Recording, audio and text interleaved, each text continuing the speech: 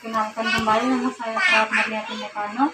Sesuai janji kita kemarin bahwa pada hari ini saya akan melakukan pendidikan kesehatan tentang kejang demam.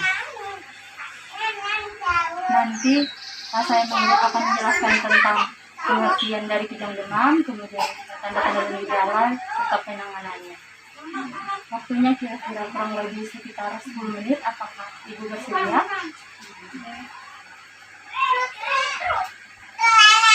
Baik, Mas. Sebelumnya, apakah Ibu pernah mendapatkan pendidikan kesehatan tentang kejang demam? Belum. Baik. Langsung saja. Yang pertama yaitu kejang demam. Apa sih kejang demam itu? Kejang demam adalah bangkitan kejang pada anak yang terjadi ketika suhu mencapai 38 derajat Celcius. Jadi ketika anak panas badannya tinggi, itu disertai dengan kejang, dinamakan kejang demam. Kemudian pada anak dikenal dua macam kejang demam, yaitu yang pertama kejang demam sederhana dan kejang demam kompleks. Nah, kalau misalkan terjadi kejang terus tidak panas, berarti itu bukan kejang demam namanya, itu bisa saja disebabkan oleh penyakit epilepsi. Jadi kalau misalkan anak kejang terus tidak panas, itu bisa langsung diperiksakan ke dokter agar supaya tahu penyebabnya. Kemudian apa penyebab dari kejang demam pada anak? Hingga kini penyebab kejang demam pada anak belum diketahui secara pasti.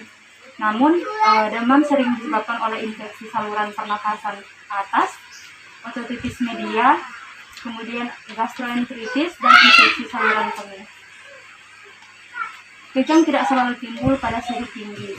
Kadang-kadang demam yang tidak begitu tinggi dapat menyebabkan kejang. Jadi tergantung dari masing-masing anak. Biasa dia belum terlalu tinggi juga demamnya bisa menyebabkan kejang demam.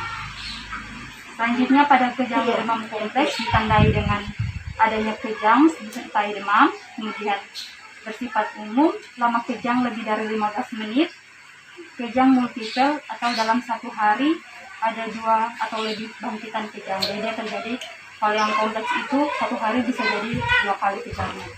Kemudian kalau pada kejang demam sederhana itu ditandai dengan biasanya umur anak itu pertama 4 bulan itu sudah terkena kejang demam sampai 4 tahun. Kemudian kejang demam bersifat umum, kejang berlangsung tak lebih dari 5 menit.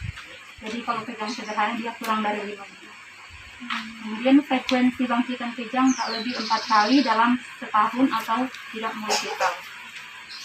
Apa sih tanda dan gejala dari kejang demam itu?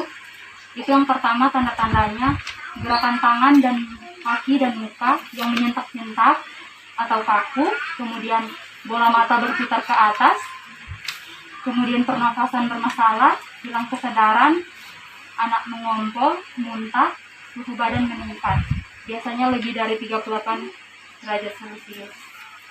Nah, kemudian bagaimana cara penanganan dari kejang demam pada anak? Di sini caranya yaitu yang pertama, jika terjadi kejang demam pada anak, kita harus membaringkan anak di tempat yang aman, di tempat yang rata, jauhkan dari benda-benda yang berbahaya. Kemudian segera miringkan anak. Jadi tujuannya ini miringkan anak agar supaya itu saluran pernafasannya tidak terhalang. Kemudian longgarkan pakaian anak sekitar kepala dan leher. Kemudian juga jaga lidah jangan sampai tergigit dan menutupi jalan napas itu dengan cara tadi yang memiringkan anak.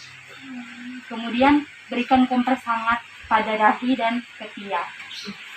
Kemudian juga kenakan pakaian tipis yang mudah menyerap keringat. Kemudian jangan berikan anak minum atau makan pada saat terjadi kejang. Selanjutnya, yang terakhir, orang tua jangan panik ketika menghadapi anak yang kejang demam. Nah, jika terjadi hal-hal yang dapat menyebabkan kejadian berlanjut, segera dibawa ke pelayanan kesehatan. Baik, itu yang dapat saya sampaikan. Apakah ada pertanyaan? Baiklah, kalau tidak ada pertanyaan, terima kasih untuk waktunya. Saya mohon pamit. Assalamualaikum warahmatullahi wabarakatuh.